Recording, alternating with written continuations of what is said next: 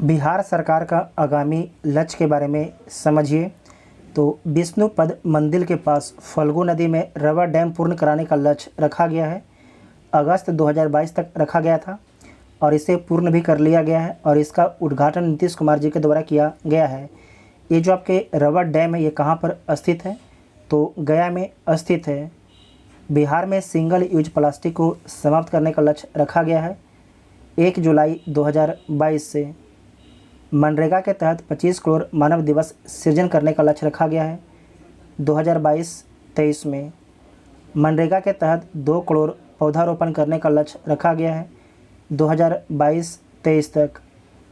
मुख्यमंत्री ग्राम संपर्क योजना के अंतर्गत जो है 6000 किलोमीटर नए ग्रामीण सड़कों के निर्माण करने का लक्ष्य रखा गया है 2022-23 में रखा गया। इसे दोबारा देखिएगा।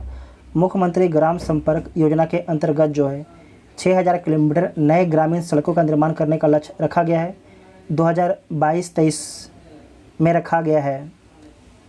प्रधानमंत्री ग्राम सड़क योजना के अंतर्गत बिहार में जो है 2500 किलोमीटर नए ग्रामीण सड़कों का निर्माण करने का लक्ष्य रखा गया है 2022-23 में रखा गया है। बिजली खपत का 10% सोलर ऊर्जा से प्राप्त करने का लक्ष्य रखा गया है 2023 तक। पश्चिमी कोसी नहर परियोजना के कार्य को पूर्ण करने का लक्ष्य रखा गया है मार्च 2023 तक। पश्चिमी कोसी नहर परियोजना के कार्य को पूर्ण करने का लक्ष्य रखा गया है 2023 तक, मार्च 2023 तक। राजगीर और बोधगया को 24 घंटे सौर ऊर्जा से बिजली आपूर्ति करने का लक्ष्य रखा गया है जून 2023 से। विष्णुपद मंदिर के सामने फल्गु नदी में पूरे वर्ष जल की उपलब्धता सुनिश्चित करने का लक्ष्य रखा गया है अक्टूबर 2023 से। ये इंपॉर्टेंट पॉइंट है, मार्क कीजिएगा, अक्टूबर 2023 से। पटना मेट्रो रेल परियोजना का पूर्ण कार्य करने का लक्ष्य रखा गया है सितंबर 2024 तक। बोला गया है कि पटना मेट्रो जो है सितंबर 2024 तक बनके तैयार हो जाएगा। बिहार के हर घर में प्रीपेड मीटर लगाने का लक्ष्य रखा गया है मार्च 2025 तक। ये पटना में लगाया भी जा चुका है।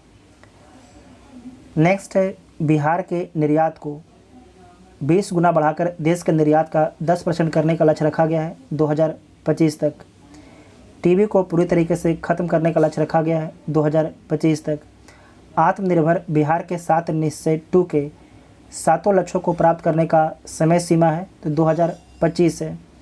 ये 2020 से 2025 तक है और इस पर टोटल 5000 करोड़ रुपये खर्च किया जाएगा बजट 2022-23 में। हर खेत पानी का लक्ष्य 2025 तक पूरा कर लिया जाएगा कि हर खेत को जो है 2025 तक पानी उपलब्ध हो जाए। नेक्स्ट है, हेपेटाइटिस को पूरी तरीके से ख़त्म करने का लक्ष्य रखा गया है 2030 तक। जो है हेपेटाइटिस को बिहार से 2030 तक आपके ख़त्म करने का लक्ष्य रखा गया है। एड्स को समाप्त करने का लक्ष्य रखा गया है 2030। बिहार के सड़क दुर्घटनाओं में 50% तक की कमी लाने हेतु लक्ष्य। बिहार के सड़क दुर्घटनाओं में जो है 50% तक कमी लाने का लक्ष्य रखा गया है 2030 तक ये लक्ष्य रखा गया है। 100% साक्षरता प्राप्त करने का लक्ष्य है 2030 से।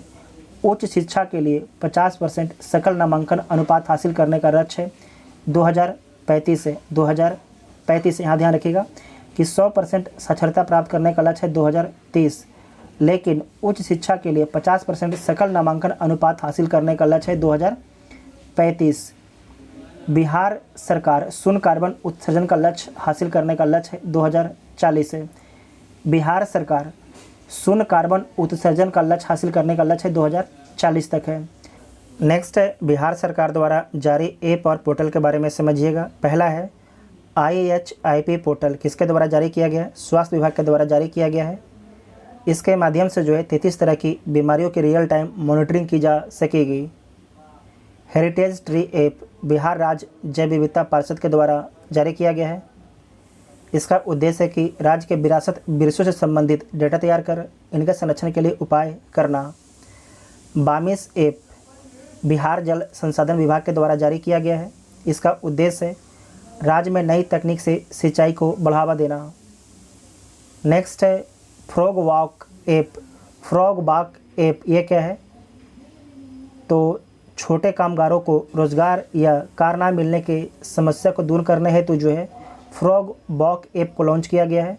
और किसके द्वारा लॉन्च किया गया है? तो निर्मल देव खगड़िया भागलपुर के द्वारा लॉन्च किया गया है। गृह दर्शन ऐप गृह विभाग बिहार के द्वारा लॉन्च किया गया है। गृह दर्शन ऐप बिहार में कानून व्यवस्था को बेहतर बनाने के लिए इसे लॉन्च किया गया है। मनरेगा परवरिश रोजगार ऐप बिहार सरकार के द्वारा लॉन्च किया गया है।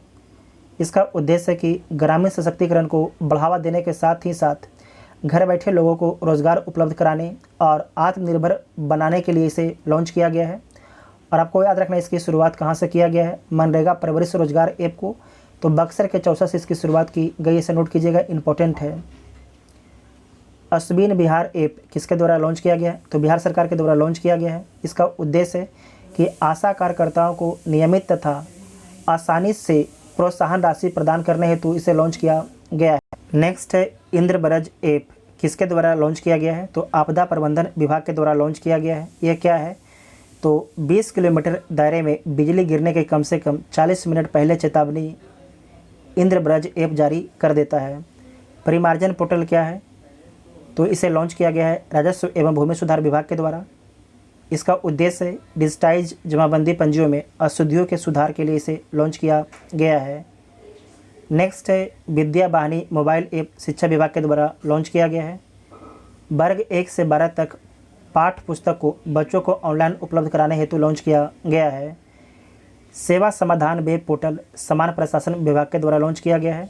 नेक्स्ट है कॉमन सोशल रजिस्ट्री पोर्टल वित्त विभाग के द्वारा लॉन्च किया गया है। इसके उद्देश्य क्या है? तो सभी सरकारी योजनाओं की लाभ की सूचना प्रदान करने के लिए जो है लॉन्च किया गया है कॉमन सोशल रजिस्ट्री पोर्टल को।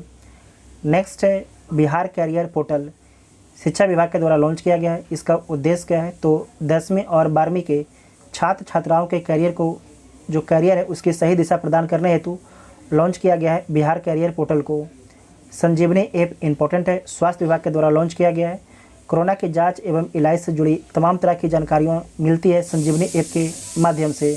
नेक्स्ट है सुविधा ऐप किसके द्वारा लॉन्च किया गया है? तो ऊर्जा विभाग के द्वारा सुविधा ऐप को लॉन्च किया गया है।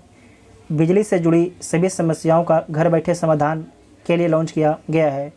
दृष्टि ऐप जल संसाधन विभाग के द्वारा लॉन्च किया गया है। इसका उद्देश्य है बिहार में सिंचाई और बाढ़ की योजनाओं की मॉनिटरिंग करना इसका उद्देश्य है।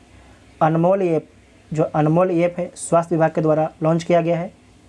मातृ एवं शिशु स्वास्थ्य सेवाओं की मॉनिटरिंग करने के लिए लॉन्च किया गया है अनमोल ऐप। नेक्स्ट है ई लॉट्स पोर्टल बिहार शिक्षा परियोजना परिषद के द्वारा लॉन्च किया गया है। पहली से 12वीं कक्षा की पुस्तकें इस पोर्टल पर ऑनलाइन उपलब्ध रहेगी। किस पर? ई लॉट्स पोर्टल पर। इसका उच्चारण ढंग से नहीं किए होंगे, माफ़ कीजिएगा। नेक्स्ट है चक्र मोबाइल ऐप जो चक्र मोबाइल ऐप है किसके द्वारा लॉन्च किया गया है? तो बिहार पुलिस के द्वारा लॉन्च किया गया है। बिहार के सभी अपराधियों का डाटाबेस उपलब्ध होगा किसमें? चक्र मोबाइल ऐप में। नेक्स्ट है ई निसेप